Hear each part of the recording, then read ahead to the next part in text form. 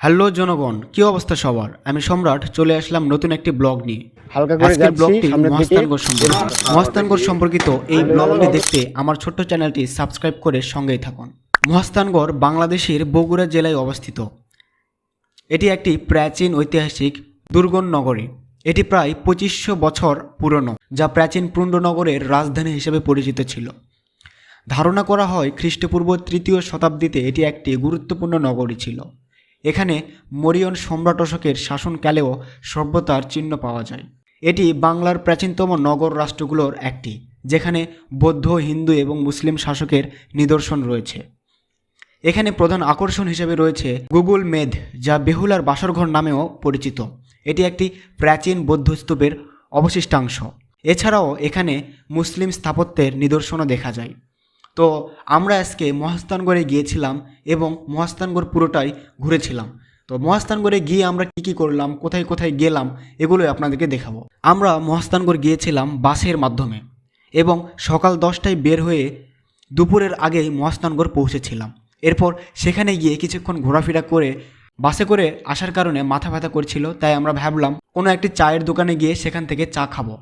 যেই কথা সেই কাজ, আমরা চায়ের দোকান খুঁজছিলাম এবং অবশেষে চায়ের দোকান পাইলাম।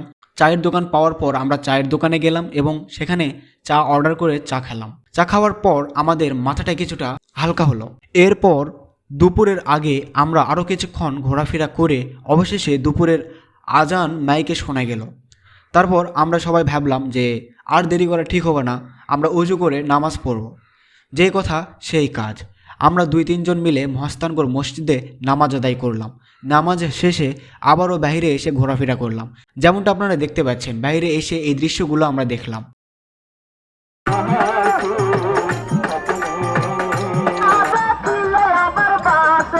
এবং তারপর আমরা দেখলাম অনেক ধরনের অনুষ্ঠানের আয়োজন করা হয়েছে এবং বিভিন্ন গান পরিবেশন করছেন এবং যে যে কাজ করে জীবিকা নির্বাহ করে সেই কাজগুলো করছে। আপনারা এই দৃশ্যগুলো দেখলেই বুঝতে পারবেন।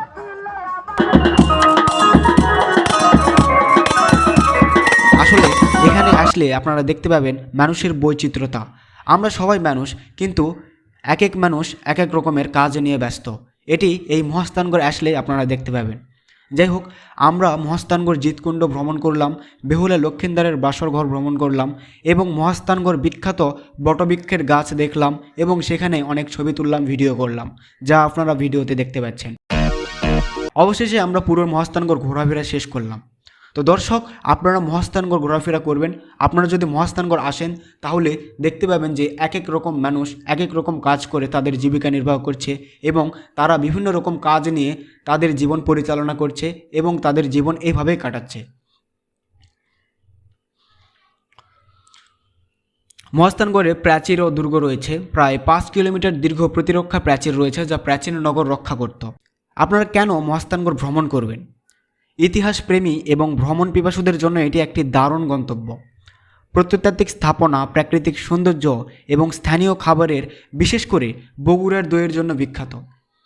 আপনারা যদি মহাস্থানগড় ভ্রমণ করতে চান তাহলে ডিসেম্বর থেকে ফেব্রুয়ারি মাসে ভ্রমণ করা সবচেয়ে আরামদায়ক।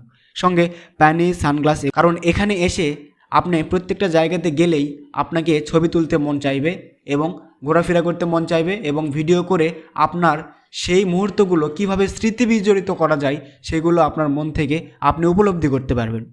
তো দর্শক, আজকের ব্লগটা এই পর্যন্তই।